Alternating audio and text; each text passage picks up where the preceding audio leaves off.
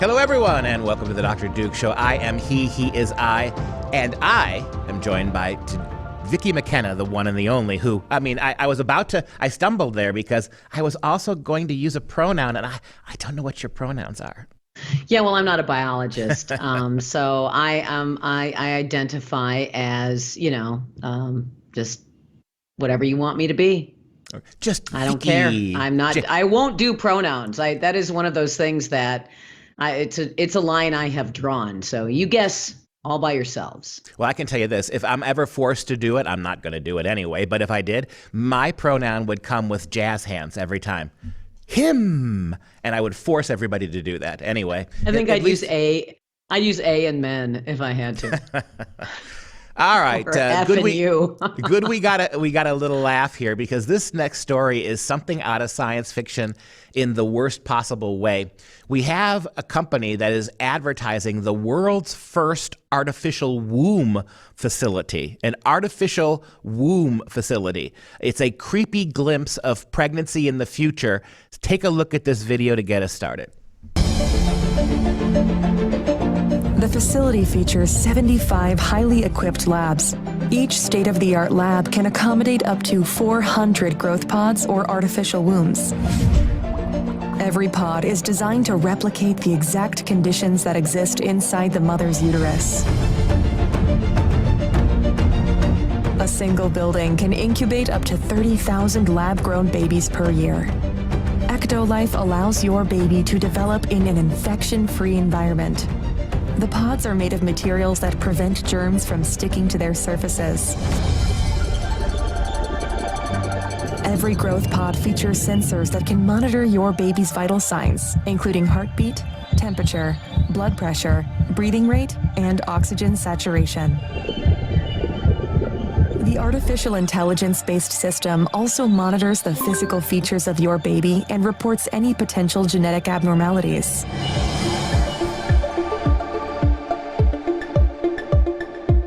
The pods are equipped with a screen that displays real-time data on the developmental progress of your baby. These data are sent directly to your phone so you can track your baby's health from the comfort of your zone.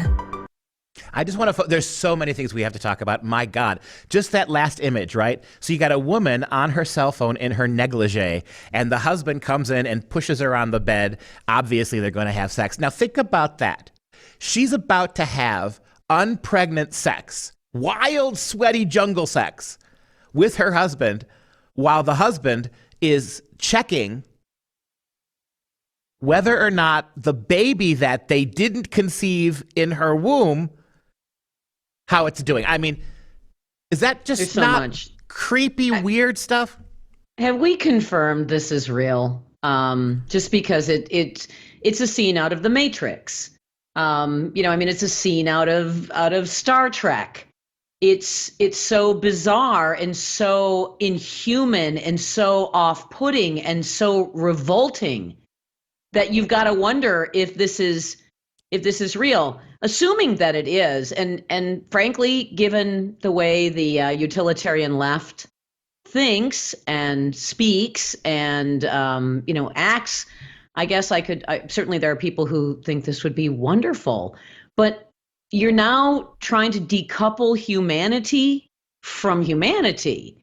And how long is it going to be before the, birth pods, the baby factories are nothing more than organ harvesting factories or tissue test factories or whatever that might be? So think about that. It wouldn't take 2 months before somebody would decide that was a good idea. And then think about what it means to dehumanize people by essentially decoupling humanity from the process of conceiving and having children. I find it's just part and parcel of, I think, what the progressives want ultimately, and that is a dehumanized, transhuman world. Wesley J. Smith, who's a wonderful, wonderful writer on bioethics and transhumanism, has taken a look at these kinds of proposals, theories. I don't know if he's ever seen something come to fruition, and I'm not sure if this is real or if it's venture capital seeking or what it is. But he is long warned that when you decouple the humanity from its exceptionalism, it is and essentially relegated to the realm of utilitarianism. Then why can't we be used like cows and pigs and fish and other things? Well, I misspoke at the beginning. It was actually the woman who pushed the man down. That's even more feminist, isn't it? There's a guy, it's the guy concerned about, well, if the baby is developing, and the woman, encumbered by pregnancy, aware that nothing that can happen will result in her getting stretch marks or blue veins in her breasts. God forbid, right? And so the other thing that just have her whole uterus removed, and what's the big deal? Anyway, there's something else that's going on here, and I think it's part of the alphabet cult trans insanity that we've been experiencing, and that is, what is a woman? Well, a woman has a uterus. A woman can give birth. A woman can conceive. You take all of those unique things away from female humans, and how much closer are we to the trans cultists being able to demand their reality be the only reality respected? Well, and of course, this is the one that gets me. This is science, right? Or pseudoscience being pushed to justify this. And as you said, right, this allows women total freedom. This is what they've wanted. I wouldn't call it freedom. Well, that's what they call the progressives, right? This is allowing a woman to live a life just like a man and never, ever, ever having to spend one moment on that baby other than clicking a button on her cell phone. And here's the thing. Notice that when science is selling this, two things. One, suddenly more population. One of the advertising points is women who can't have babies, women who have had hysterectomies, they can now have babies. I thought the left doesn't want more babies, number one. 30,000 new babies a year in one of those pods. Why are they suddenly pretending? Because you hit it on the nail on the head. Ultimately, these babies will not be born. They will be used. And the second thing that I think is really stunning is they don't use the word fetus. I mean, they treat these in that the ad we just showed you. They treat unborn babies like babies.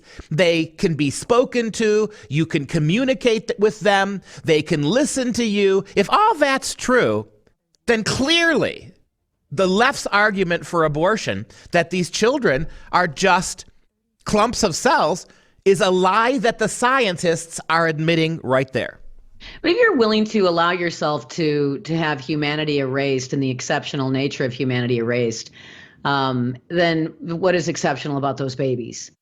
Absolutely nothing. And you're exactly right. I mean, we can say, well, geez, they're kind of making a point about being pro-life, but that's not what this is.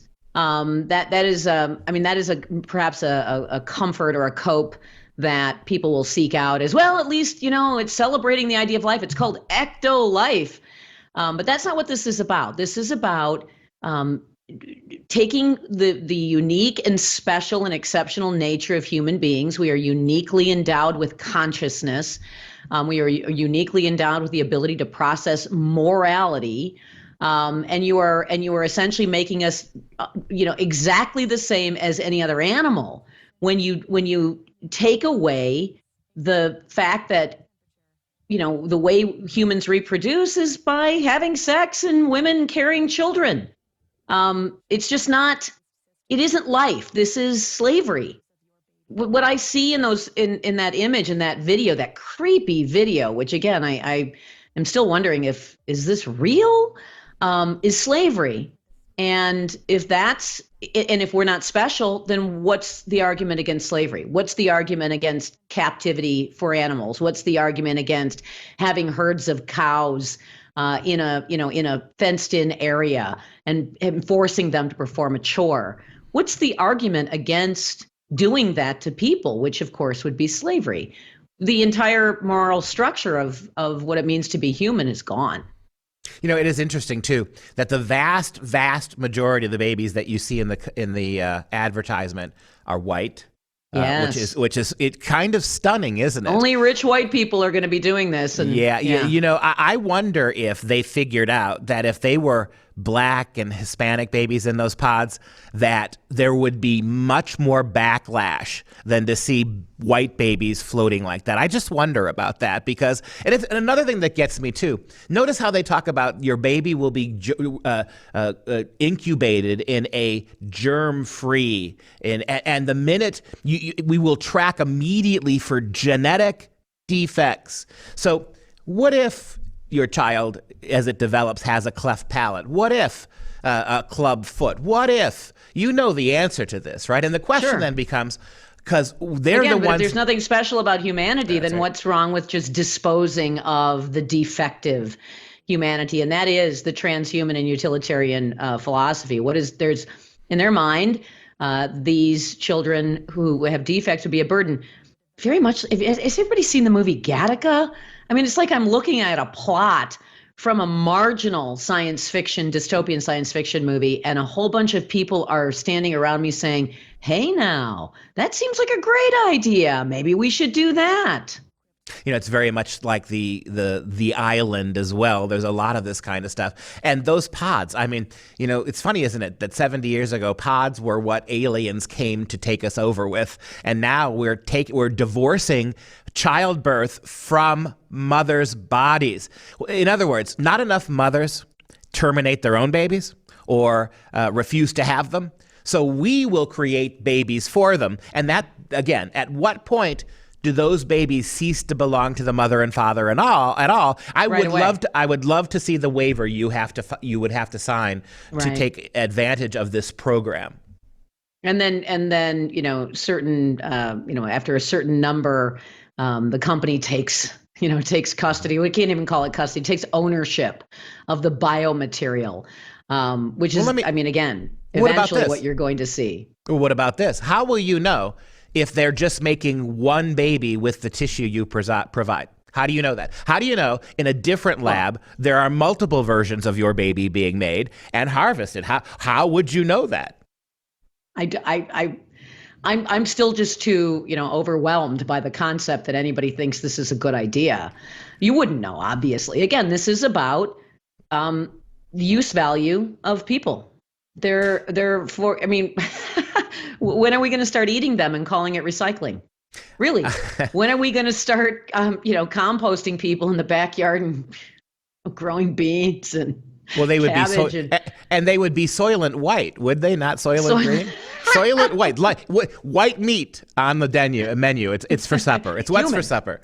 Yeah, tastes a bit like chicken. I mentioned. I don't know, but it's.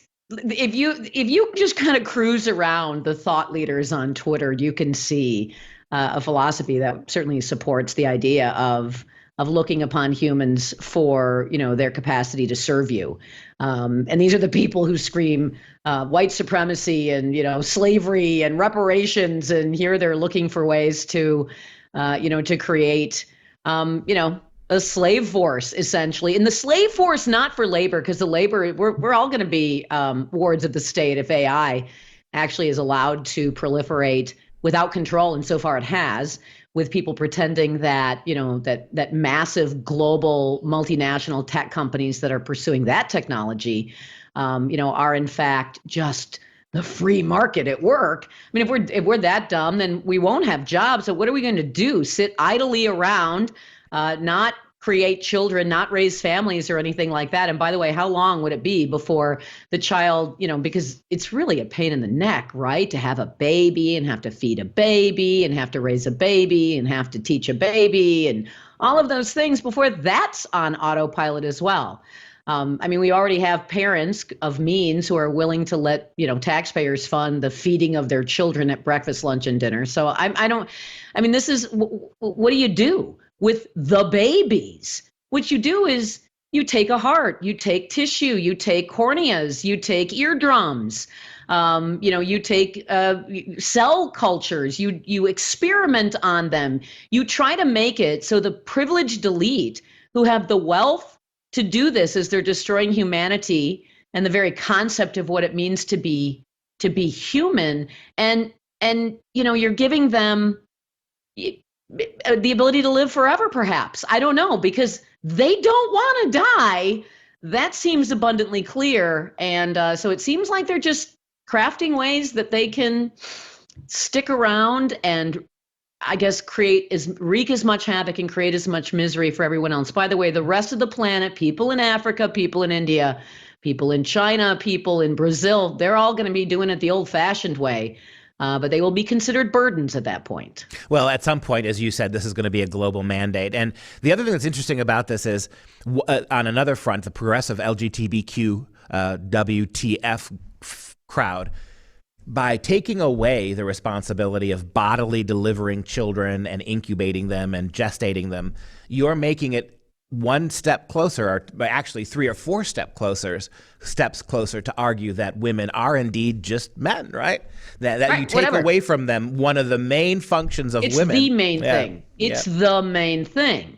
Take it away and turn it into, a process, a factory process. And that's the way everybody starts thinking that, that human beings come into existence, whereby, incidentally, the trans-humanist progressives would then declare themselves God. They already believe that, but then they will, be able to plant their flag, they think.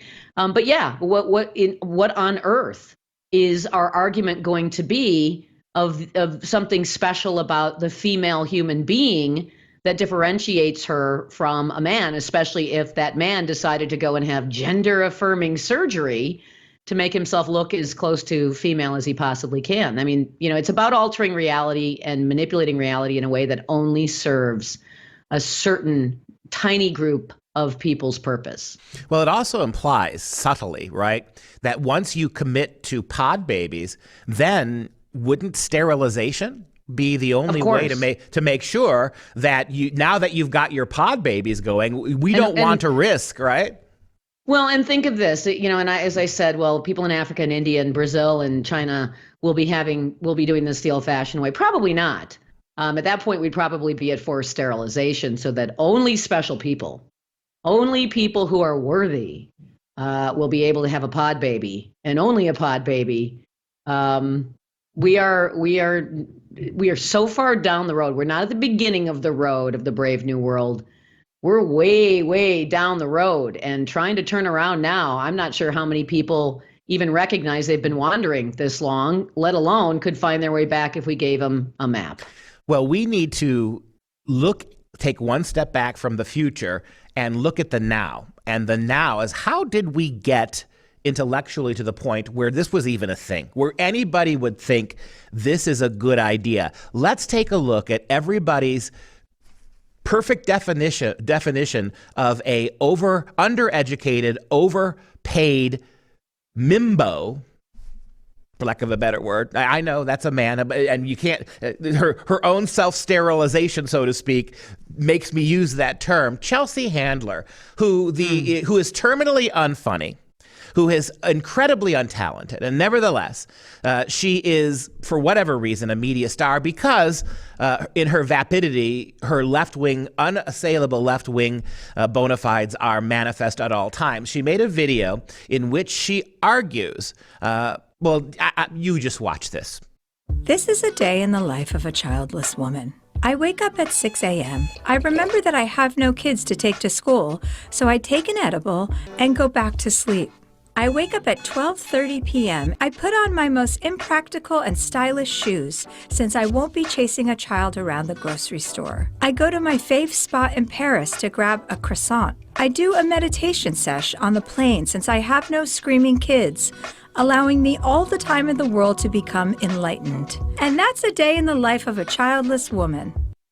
So, there's so much to mock about there's your life as one of the elites when the pod babies come. Right there. As Chelsea Handler, you can be an empty, vacuous person. She also, by the way, goes on to talk about how she sets up one-night stands with hot guys, which she won't be able to do in a few years when, there's not enough Botox in the world, to make her attractive to hot guys at that point. But and this is an empty life without meaning. And this is your life, ladies, when the pod babies come. I'm just saying, when the pod babies come, now she's going to be able to jet off to Paris and have a croissant.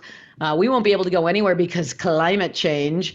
So I'm not sure what we're going to do except stare at our ever swelling ankles and, and just be trying to figure out where our next meal is going to come from. But Chelsea Handler is going to be fantastic when the pod babies come. By the way, this is a woman who has had 3 abortions.